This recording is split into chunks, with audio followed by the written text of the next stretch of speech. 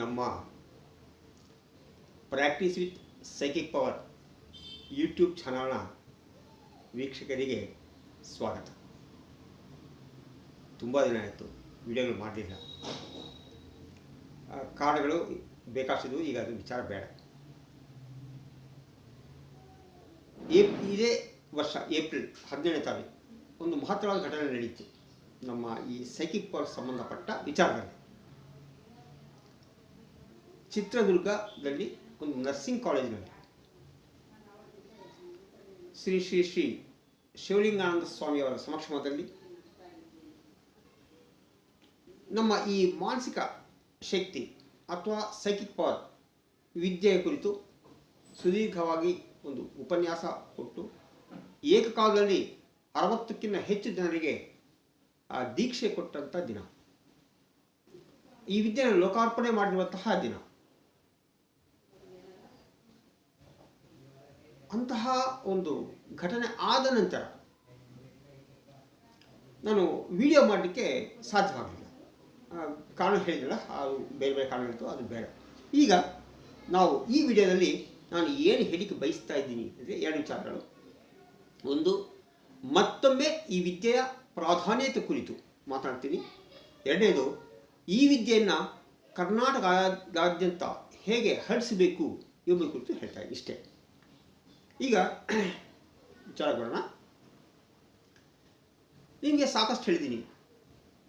ಹಲವು ದೈಹಿಕ ಕಾಯಿಲೆಗಳು, 90% ಕಾಯಿಲೆಗಳು, ಅದು ಚಿಕ್ಕವಿರ್ಬೋದು ಅಥವಾ ದೊಡ್ಡವಿರ್ಬೋದು,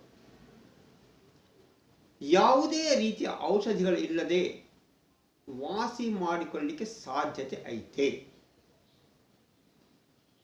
ಮೈಗ್ರೇನ್ ಇರ್ಬೋದು, ಆರ್ಥೈಟಿಸ್ ಇರ್ಬೋದು, ಶುಗರ್ ಕಂಪ್ಲೇಂಟ್ ಇರ್ಬೋದು, BP ಇರಬಹುದು, ಕಿಡ್ನಿ ಸಮಸ್ಯೆಗಳಿರ್ಬೋದು, ಹಾರ್ಟ್ ಪ್ರಾಬ್ಲಮ್ಸ್ ಇರ್ಬೋದು, ಯಾವುದೇ ಇರಬಹುದು. ಇನ್ನೂ ಸಾಕಷ್ಟು ಹೇಳ್ತಾ ಹೋದರೆ ಆಗೋದಿಲ್ಲ, ಸಾಕಷ್ಟು.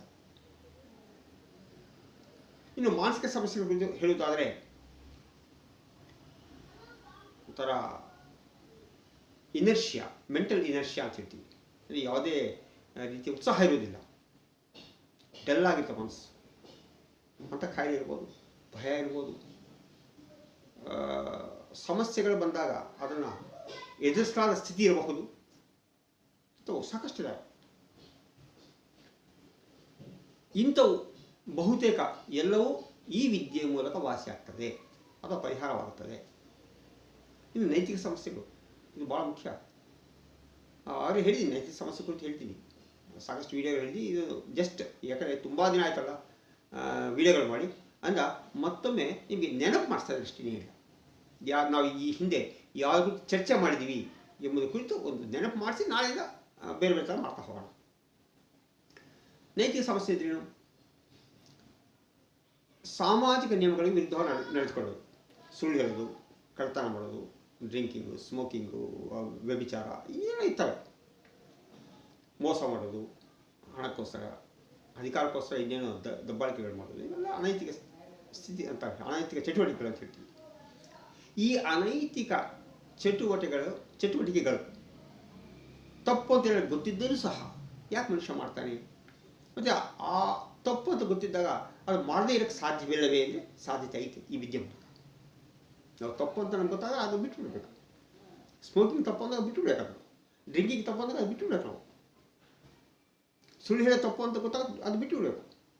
ಆದರೆ ಆ ಬಿಡುವುದು ಎಂಬುದು ಅಷ್ಟು ಸುಲಭ ಅಲ್ಲ, ತುಂಬ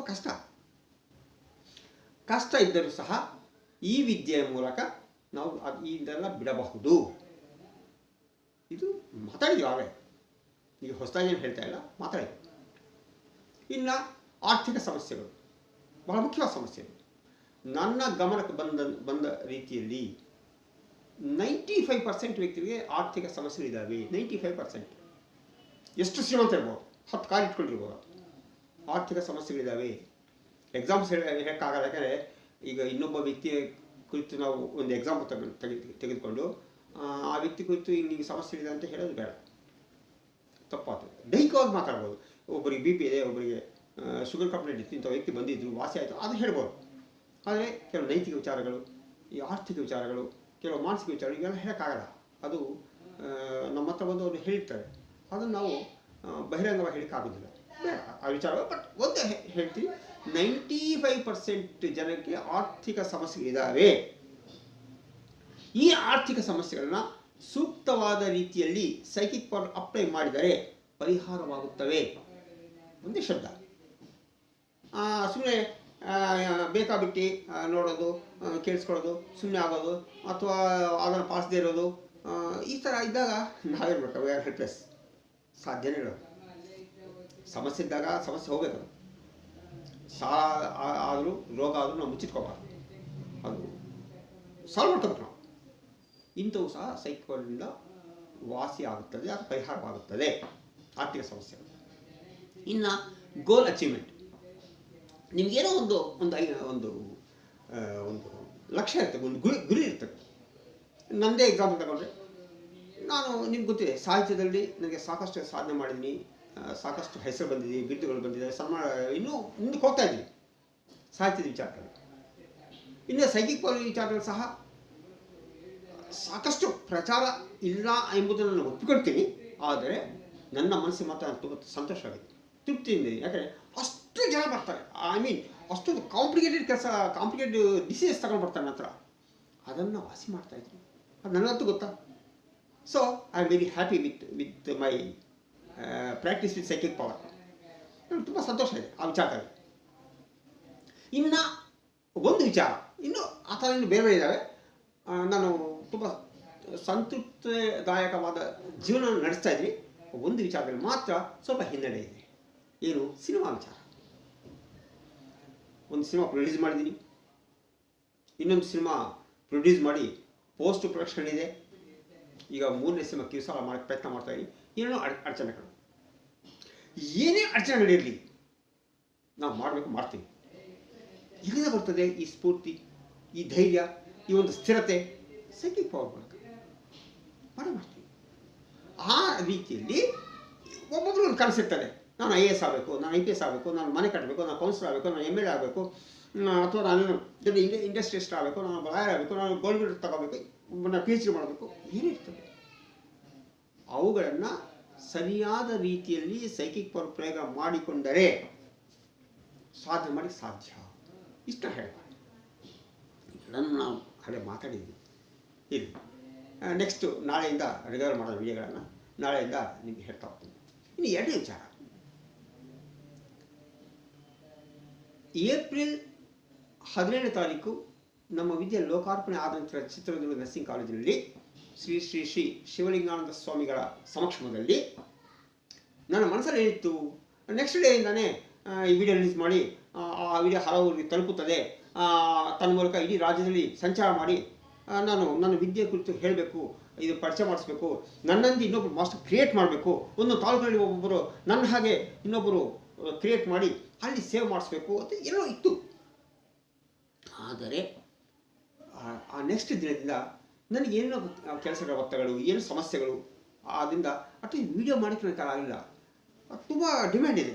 ಈಗ ಚಳ್ಳಕೆರೆಯಲ್ಲಿ ಒಬ್ಬರು ಸರ್ ನಮ್ಮ ಸ್ಕೂಲಲ್ಲಿ ಫಂಕ್ಷನ್ ಮಾಡಿ ನಾಯಕನಹಟ್ಟಿಯಲ್ಲಿ ಒಬ್ಬರು ಹೇಳ್ತಿದ್ದಾರೆ, ಬೆಳಗಾವಿಯಲ್ಲಿ ಒಬ್ಬರು ಹೇಳ್ತಾರೆ, ವೈಟ್ ಫೀಲ್ಡಲ್ಲಿ ಬೆಂಗಳೂರಲ್ಲಿ ಹೇಳ್ತಿದ್ದಾರೆ. ಇಷ್ಟೆಲ್ಲ ಇದ್ದರೂ ಸಹ ನಾನು ಎಲ್ಲಿಗೂ ಹೋಗಲಿಲ್ಲ, ಸೈಕಿಕ್ ಪವರ್ ಕುರಿತು ಯಾವುದೇ ಒಂದು ಕೆಲಸ ಮಾಡಲಿಲ್ಲ. ಈ ಮಧ್ಯೇನೋ ಕೆಲವು ಬರ್ತಾರೆ, ಜನ ಬರ್ತಾ ಇರ್ತಾರೆ, ಅವರಿಗೆ ಆ ದೀಕ್ಷೆ ಕೊಡೋದು, ಅಂದರೆ ಆ ಸೈಕಿಕ್ ಪವರ್ ಹೇಳ್ಕೊಡೋದು, ಅಥವಾ ಏನೋ ಸಮಸ್ಯೆ ಇದೆ ಹೆಂಗೆ ಸಾಲ್ವ್ ಮಾಡ್ಕೊಂಡು ಹೇಳ್ಕೊಡ್ತಾ ಇದ್ದೀನಿ.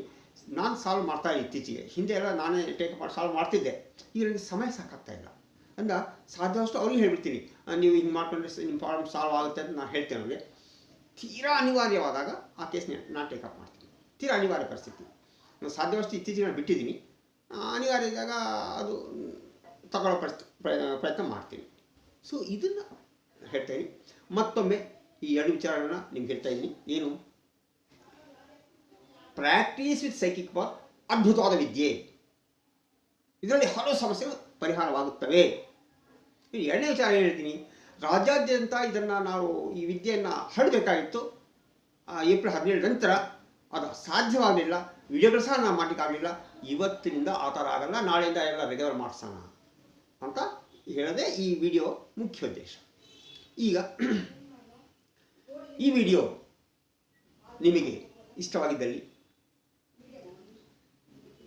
ಲೈಕ್ ಮಾಡಿ, ಸಬ್ಸ್ಕ್ರೈಬ್ ಮಾಡಿ, ಶೇರ್ ಮಾಡಿ. ಈ ವಿದ್ಯೆ ಹರಡಲಿಕ್ಕೆ ನೀವು ಸಹಕಾರಿಯಾಗಿ. ಒಂದು ಹೇಳ್ತೀನಿ. ಎರಡನೇ ವಿಚಾರ, ಇಂತಹ ಅದ್ಭುತವಾದ ವಿದ್ಯೆಯನ್ನು ಕಲಿಯಲು ಆಸಕ್ತಿ ಉಳ್ಳವರು ಅಥವಾ ದೀರ್ಘಕಾಲಿಕವಾಗಿ ಹಲವು ಸಮಸ್ಯೆಗಳಿಂದ ನಡುತ್ತಿದ್ದು ಪರಿಹಾರಕ್ಕಾಗಿ ಹುಡುಕುತ್ತಿರುವವರು ನನ್ನನ್ನು ಸಂಪರ್ಕ ಮಾಡಬಹುದು ಹೇಳಿ ವಂದನೆಗಳು.